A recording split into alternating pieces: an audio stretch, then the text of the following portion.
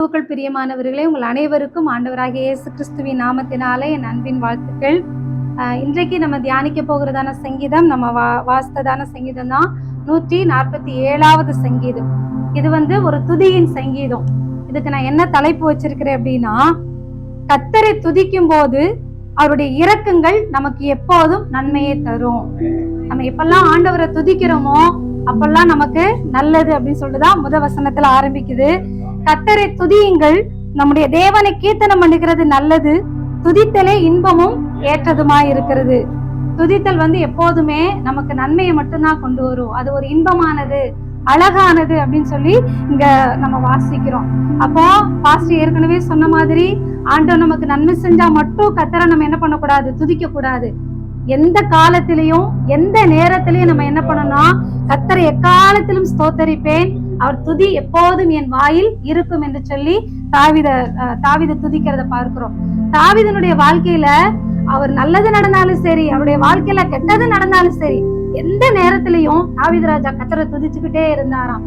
எனக்கு ஆண்டவர் நன்மை செஞ்சா மட்டும்தான் நான் கர்த்தரை துதிப்பேன் அப்படின்னு சொல்லி அவருடைய வாழ்க்கையில இல்ல.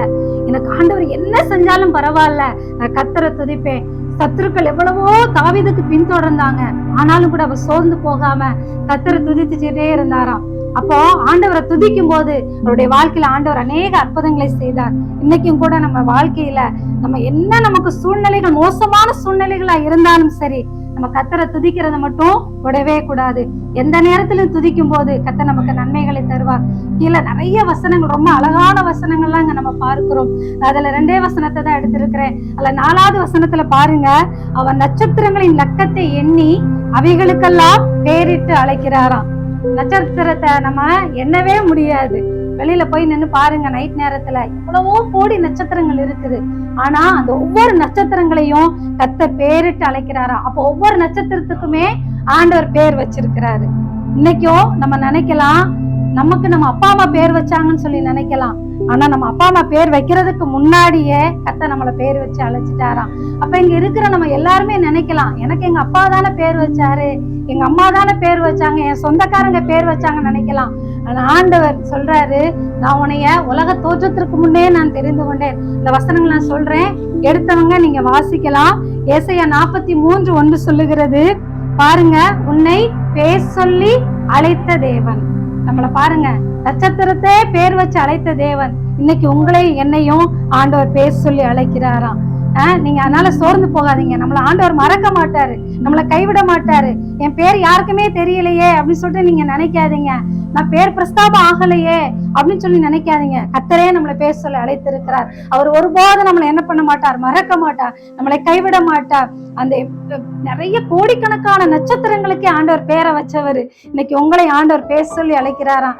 என்னை பேர் சொல்லி அழைக்கல. நிறைய பேர் பாருங்களேன், முன்னாடி ஸ்டேஜ்ல நிக்கும் போது, சரி என்னைய உங்க பேர் சொல்லி சொல்லலையே ஒரு வார்த்தை, நம்ம அநேகர் நினைச்சிருக்கேன் பாரு, நம்ம எவ்வளவோ நன்மை செஞ்சோம், நம்மள ஒரு வார்த்தை கூட நம்ம பேரை இவங்க சொல்லலையே நினைப்போம். அவங்க சொல்லலைன்னா போறாங்க. நம்மளை படைத்த ஆண்டவர், நம்மளை உருவாக்கின ஆண்டவர் உங்களையும் என்னையும் அவர் பேர் சொல்லி அழைக்கிறார். அடுத்து நம்ம பார்க்கிறோம், எரேமியா 1:5 பார்க்கிறோம். நேரம் போய்கிட்டு இருக்குது, அதனால நானே வசனத்தை சொல்றேன். எரேமியா 1:5 பார்க்கிறோம், தாயின் வயிற்றில் உருவாகும் முன்னே உன்னை அறிந்தேன்.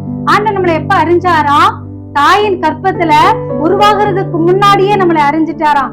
இப்ப இங்க இருக்கிற நம்ம எல்லாருமே நம்மளா இந்த இடத்துக்கு வரல, தாயின் கற்பத்துல தோன்றுகிறதுக்கு முன்னாடியே ஆண்டவர் உங்களையும் என்னையும் ஆண்டவர் என்ன பண்ணாரா, அறிந்த தேவனா.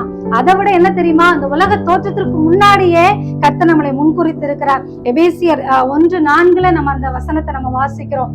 அதனால நீங்க நினைக்காதீங்க, நானா இந்த இடத்துக்கு வந்தேன் அப்படின்னு சொல்லிட்டு யாரும் நினைக்காதீங்க. கர்த்தர் இந்த இடத்திற்கு உங்களை கொண்டு வரல அப்படின்னு சொன்னா நம்மளால இந்த இடத்துக்கு என்ன பண்ண முடியாது, வர முடியாது. அவர் நம்மளை முன்குறித்ததுனால, நம்மளை அழைத்ததுனாலதான் இந்த இடத்துக்கு வந்திருக்கிறோம். நிறைய பேர் சொல்லுவாங்க, என்ன ஆண்டவர்கிட்ட போயிட்டியா, நீ என்ன ஆண்டவர்கிட்ட அவருடைய பிள்ளைய ஆயிட்டியான்னு சொல்லி கேட்பாங்க. ஆனா நம்ம ஆண்டவரை தெரிந்து கொண்டதுக்கு முன்னாடியே, இந்த உலகம் தோற்றத்திற்கு முன்னாடியே கர்த்தர் நம்மளை தெரிந்து கொண்டா. நம்ம சாதாரணமா உட்காரல, சாதாரணமா ஆண்டவருடைய சமூகத்துக்கு யாருமே வர முடியாது. அவர் நம்மளை முன்குறித்தா மட்டும்தான் நம்ம என்ன பண்ண முடியும், இந்த இடத்துக்கு வர முடியும். அதனால சோர்ந்து போகாதீங்க, கவலைப்படாதீங்க. ஆண்டவரே, நீங்க என்னை பேர் சொல்லி அழைத்த தேவன், அந்த பேர் சொல்லி அழைத்த தேவன் நம்முடைய துக்கங்களையும் நம்முடைய வேதனைகளையும் நம்முடைய பிரச்சனைகளும் அவருக்கு தெரியும். அவருக்கு தெரியாதது எதுவும் எதுவுமே கிடையாது.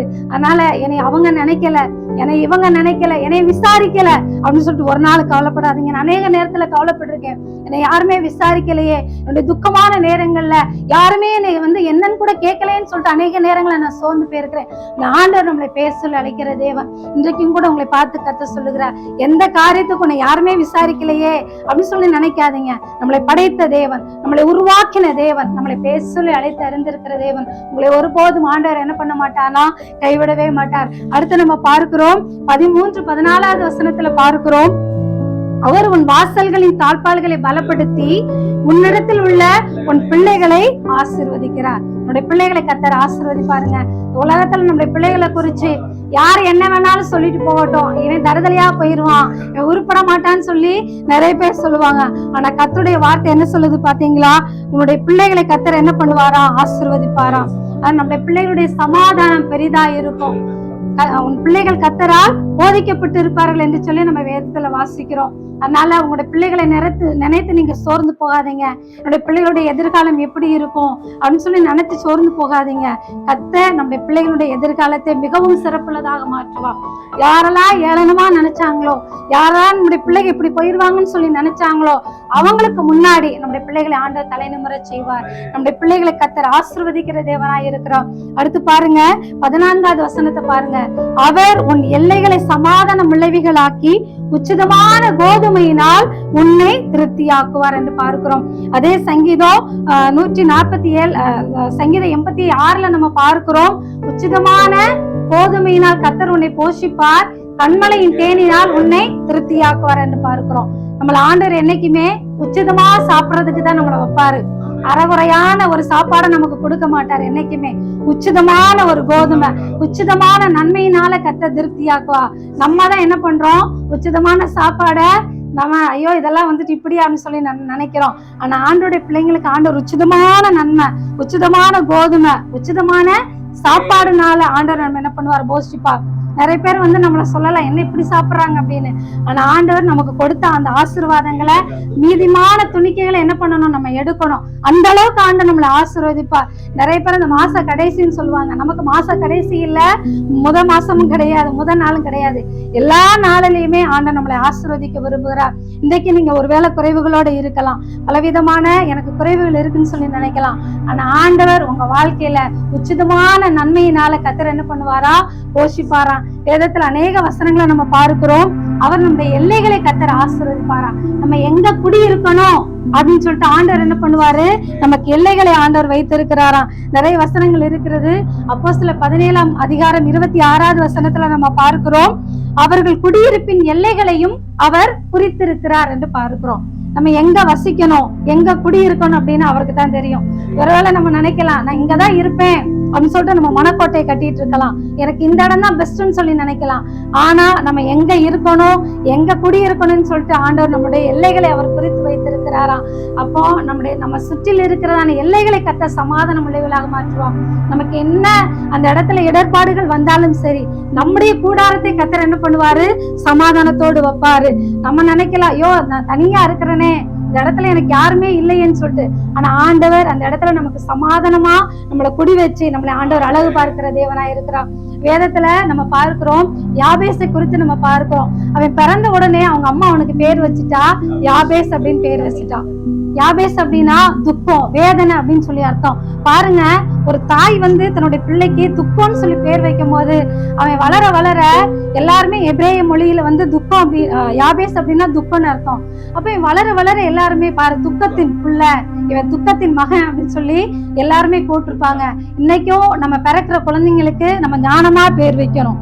நம்ம ஞானம் இல்லாம அந்த பேரை வச்சிடவே கூடாது. ஃபியூச்சர்ல அந்த குழந்தைங்களுடைய அந்த அர்த்தத்தோட நம்ம என்ன பண்ணணும்னா பேரை வைக்கணும். நிறைய பேர் உலகத்துல பாருங்க, நிறைய பேர் வச்சிருவாங்க, அதனுடைய அர்த்தத்தை எடுத்து பாத்தீங்க அப்படின்னா ரொம்ப மோசமா இருக்கும். அப்போ தன்னுடைய அந்த யாபேஸ் பிறந்த போது தன்னுடைய தாய் இவன் துக்கத்தின் புத்திரன், துக்கத்தின் மகன் அப்படின்னு சொல்லி பேர் வைக்கிறான்.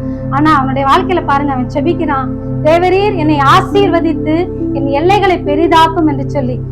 நான் அந்த வசனத்தை நீங்க பாருங்க, உம்முடைய கரம் என்னோடு இருந்து தீங்கு என்னை துக்கப்படுத்தாமல் அதற்கு என்னை விலக்கி காத்திருளும் என்று சொல்லி யாபேஸ் ஜெபிக்கிறான். அந்த ஜெபத்தை தேவன் கேட்டாராம். அவனுடைய துக்கத்தை கர்த்தர் மாற்றினாராம். இன்னைக்கு கூட நம்முடைய பிள்ளைகளோட சரி, நமக்கு பேர் வச்சா எத்தனையோ வந்துட்டு இதா இருந்தாலும் சரி பரவாயில்ல, நீங்க துக்கத்தோடு ஒருவேளை இன்னைக்கு இருக்கலாம். நான் யாபேஸ் ஜெபித்ததை போல, ஆண்டவரே நான் துக்கத்தோட இருக்க விரும்பல, என்னுடைய எல்லைகளை நீங்க ஆசீர்வதிங்க, என்னுடைய துக்கத்தை நீங்க மாற்றுங்க என்று சொல்லி அவருடைய சமூகத்துல யாபேசை போல ஜெபிங்க. ஆண்டவர் உங்களுடைய துக்கத்தை மாற்றி உங்களுடைய எல்லைகளை கர்த்தர் சமாதானமாக மாற்றுவார். இந்த உலகத்துல அந்த தாய் அந்த பேரை வச்சுட்டு போயிட்டான். ஆனாலும் அவன் ஆண்டவரோடு ஜெபிக்கிற, ஆண்டவரே என்னுடைய துக்கத்தை மாற்றுங்க என்று. இன்றைக்கு கூட கர்த்தர் உங்களுடைய துக்கத்தை மாற்றி உங்களுடைய எல்லைகளை கர்த்தர் என்ன பண்ணுவார்னா சமாதான விளைவிகளாக மாற்றி, நீங்க எங்கெங்க குடியிருக்கிறீங்களோ அந்த இடத்துல உங்களுக்கு சமாதானத்தை கர்த்தர் கட்டளையிடுவார், தத்தளிக்க பண்ணுவார், இல்லாம சுகமாய் படுத்துக்கொள்வீர்கள் என்று சொல்லி நம்ம வாசிக்கிறோம். நம்ம வாழ்க்கையில ஆண்டவர் இந்த வசனத்தின்படியே நம்முடைய எல்லைகளை கர்த்தர் ஆசீர்வதிப்பார். நமக்கு துக்கம் ஒருவேளை இந்த உலகத்துல இருந்தாலும் இந்த துக்கத்தை எல்லாம் கர்த்தர் சந்தோஷமாக மாற்றி நம்மளை ஆசீர்வதிப்பார். கர்த்தர் தாமே இந்த வசனங்களின் மூலமாக நம்ம ஒவ்வொருத்தரையும் ஆசீர்வதிப்பாராக. ஆமென். நமது நியூ கவர்னன்ஸ் ஸ்டோன் மினிஸ்ட்ரி சேனலை லைக் பண்ணுங்க, ஷேர் பண்ணுங்க, கமெண்ட் பண்ணுங்க, சப்ஸ்கிரைப் பண்ண மறக்காதீங்க. அப்படியே பக்கத்துல இருக்கிற பெல் ஐக்கானை கிளிக் பண்ணி ஆல்ன்ற ஆப்ஷனை கொடுத்துக்கோங்க. அப்பதான் நாம போடக்கூடியதான வீடியோஸ் எல்லாமே டெய்லி உங்களுக்கு நோட்டிபிகேஷன்ல வரும். God bless you.